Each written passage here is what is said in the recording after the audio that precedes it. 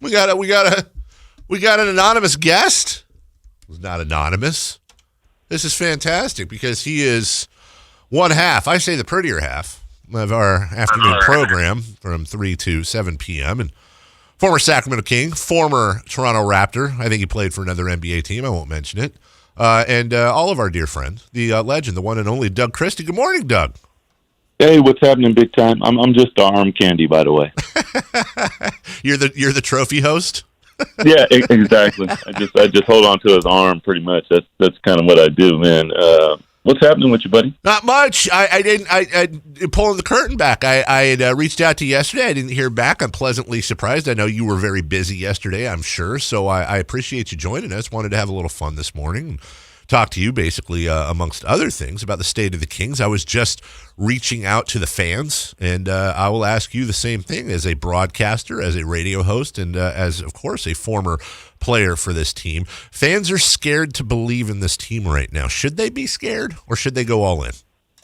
Well, I mean, I've never seen anything different from Sacramento Kings fans than going all in, but I can understand the apprehension because there has been the propensity to play to the level of your competition, play up and down, but some of that is in the unknown, Dave. And what I mean by the unknown is when you get guys like your main guy that gets hurt, there's an unknown of who's going to step up, what's going to happen, what's going to be the roles and different things.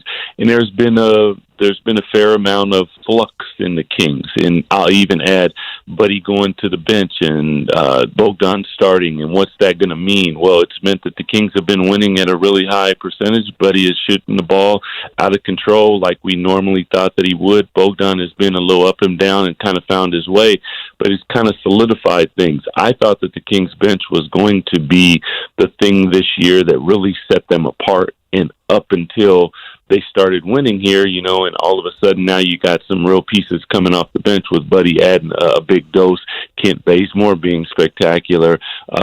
It hadn't been that. So I believe in this team. I wouldn't have said 48 wins at the beginning of the season, but I will say this. These next couple games are going to kind of define it. And the teams that are in front of you, you play them. I think you play, I want to say each of them maybe twice, but I think there's a couple of them that you only play once. But the point is, when you play them, you must beat them if we're going to even have that P talk. Otherwise, I understand the apprehension by the fans. You've been in these locker rooms before, and it's so difficult for somebody who hasn't to put their finger on it. This is pretty much, I say pretty much, the same squad that is coming off a 3-15 stretch. Now, they added Kent Bazemore, and that's huge. And you bring in Alex Len and some other pieces. Is it just the Bazemore and other additions? Is it that simple, or did something happen in that locker room that transferred onto the floor? Now we're sitting, Doug, on the precipice. They've won 8 of 12, but not just that. They really should. They'll be favored probably to win 4 of their next 5. I don't want to get too optimistic, but that would be a 12-5 stretch. How do you go from 3-15 to a potential 12-5? I think part of it is De'Aaron Fox leadership. I think that we're seeing, when you get injured and you come back, and I think initially everyone thought as soon as he came back, okay, he's back. But it takes a second. The legs, the game legs, the confidence, the synergy between the guys again. And I think that took a little time. And I think that we're seeing him continue to evolve. And part of his evolution is the ability to start a game downhill and set a tone on both ends of the floor. And that's a lot of responsibility, but we got one hell of a player, and that's the responsibility when you got a player like him. And so I think that's it. I think that Kent Bazemore and the trust that Luke Walton has found in him, I think is huge as he continues to evolve as a player. And then it's just, kind of you find the coaches say stuff, and they show you video, and you go over the video, and you do it in practice. And all of a sudden, it's like, okay, here we go, we got it, and we find that rhythm.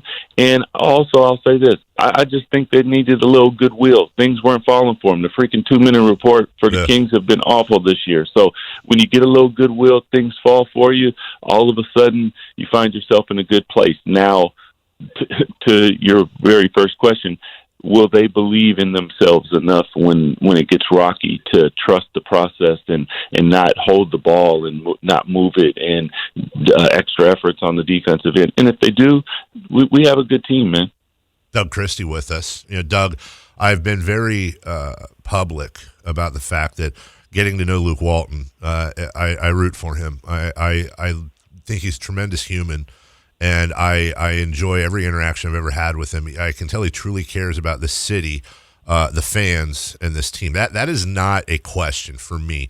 What I have said all year long is I said, if I'm being perfectly honest, I don't know if Luke's a good coach. I don't know if he's a bad coach. I know of his stint with the Warriors, and he was tremendous. But you had a lot of Hall of Famers on that team. And then I know about his stint with the Lakers. But he had a lot of stuff working behind the scenes with him. And then I know about his stint this year, and he maybe hasn't had the best results much of the year, but I also know he's had some injuries and things thrown at him. From your perspective, you see the moves he makes, the substitutions, the timeouts, the challenges, and most importantly, the relationship he has with the players. What are your thoughts 3/4 of the way through the season on Luke and maybe his growth as a coach this year? I think that last piece is big, the growth part, because let's face it, he's still a young coach as he continues to evolve. But I've been truly, truly impressed with what I've seen from Luke. His ability to communicate is huge. I mean, wow. What he points out in the video sessions and all of that, how he gets after them, all the things that I would want in a coach, and namely for me in today's game, is high level of communication. It's huge. It's a different time. I mean, with social media and texting and all these, you better have somebody that communicates at a high level and can talk to them. And what I've seen from Luke, I've been impressed. I see all the stuff, and I stopped looking on social media and all of that, because you don't really know what goes on behind the scenes, and the time that he spends with individual players trying to get them over the hump and all of that. And I get a little peek behind the door, and I'm like, hail to the yeah. I like what I see. So I'm with you, on top of the fact that my communications with Luke have been spectacular. I didn't know Luke before he got here, besides what I had seen from him. But, I'm all in. I enjoy talking to him and watching him do his work. Doug Christie joining us. Doug, I was out of town last week, and on the Sacramento Kings Twitter feed, I came across the anniversary of the triple overtime victory in Toronto, the Kings versus Toronto, and that was, I believe, your first game back in Toronto since the trade. And by the way, a beautiful head of hair. I got to add that you had. Thank you. When we talk about Kent Bazemore's, and when we talk about people coming into this environment, that was your entrance into the Sacramento Kings environment. Did you know when you came in, was this team already there culturally? Were they already there mentally? Did you sense that they were already there, or did you sense, maybe much like now, that there was some clay that needed to be molded, and you were going to be one of those pieces to help mold the final shape? Where were they when you came in? I found that when we started practicing, there was a part that was the nastiness on the defensive side. They had a guy like Scott, but they didn't necessarily have perimeter. And then the guy who came in with me, who's still locking step with me, is Bobby. Yep. And we started butting heads and going, and then all of a sudden there began to be a rhythm on both ends of the floor that I was like, oh boy, okay. Offensively, it was never an issue. If you were ahead, the ball moved up to you. If you didn't have it, you moved it, you cut, you did. That happened. But the one thing that I noticed was, okay, now on this other end of the floor, there was a willingness and communication, but we needed something. And oddly enough, that was something that I could do, that Bobby could do. And but I would say we didn't necessarily have the best individual defenders, but we were a hell of a team defense. And that's why when people talk to me about our Kings and they're like, well, this guy doesn't defend, this guy. In today's game, you really can't defend because the rules say you can't defend. But what you can do is you can communicate at a high level, be where you're supposed to be, think the game, and that's what we did. And once that happened, everything just kind of was on autopilot. So, Doug, when, just breaking it down so simple, it's like in the NFL, I find it seems like one of the simplest ways to improve a team is to invest in the offensive line. It's not flashy, but it gets the job done. In basketball, I've always felt there's two things: commit to defense and be unselfish with the ball on offense. Make the extra pass. Have that trust that if you give the ball up, you're just as likely to get it back. But it seems like that's such a huge challenge for young teams to commit to defense and to make that extra pass. Is that more mental or is that more of a talent thing? No, it's a mental part, but it's also a skill development because you got to make sure that you develop the fundamental skills at a high level, because I can't complain and yell at you if I'm not demonstrating and making sure that you are that you have enough to do the things that are being asked from you. On the offensive side of the floor, you mentioned the word trust, and I think that you're spot on, because when you're young, you want to do all these things, but it's about winning. And you got about 2 seconds, 3 seconds with the basketball, maybe 2 or 3 dribbles. And if you don't have it, you got to move the basketball to the next person. And you have to your point, you have to trust that basketball is going to come back around to you. And many times you'll see that doesn't happen. And but then when it does, especially for the Kings, it turns out to be beautiful. Come in. That's my room service. Can I? Yeah. Go ahead. Man. Do your thing. This is Doug Christie getting room service. This is what happens when you're at the top of your game.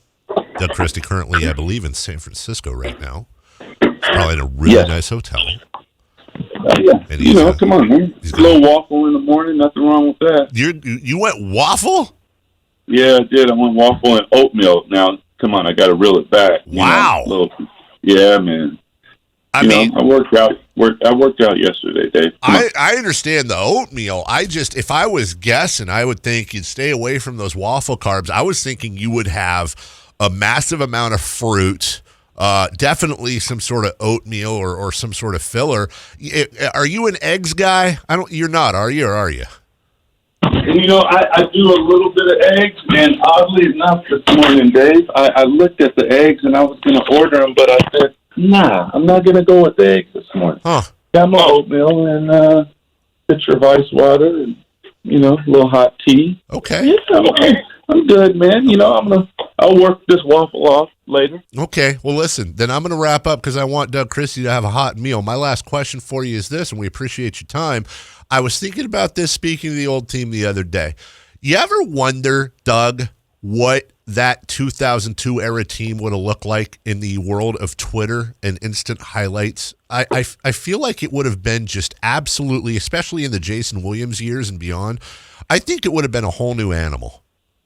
Man, we would have been absolute global superstars because, not to mention, we had some snarky dudes on our team that would have responded to some things that would have been pretty spectacular. Man, I agree with you. There's a lot about that team that plays today and would play. There's some other teams too, sure. But yeah, I would agree with you wholeheartedly, man. But that's okay. Yeah. We are where we're at. We're trying to reel it in and get it back. You get Vernon Maxwell and Scott Pollard playing on Twitter. Oh my gosh. Mad Max and, Scott already plays on Twitter. And yes, a little too much. Sometimes not very, yeah. I tell him, hey, dude, just pause before you push send. Just saying. Doug Christie and Grant Napier will be on the call tonight, 7:30 p.m. tip-off. Sacramento Kings looking for another win against the Golden State Warriors. It is always an honor. I've known you for a long time, and I still get a little bit of butterflies as a Kings fan. I know a lot of people listening do, too. It's always an honor to have you on, DC. I appreciate your time. Anytime, D. Appreciate you, man. Have a great day. All right. Bye-bye. That's Doug Christie.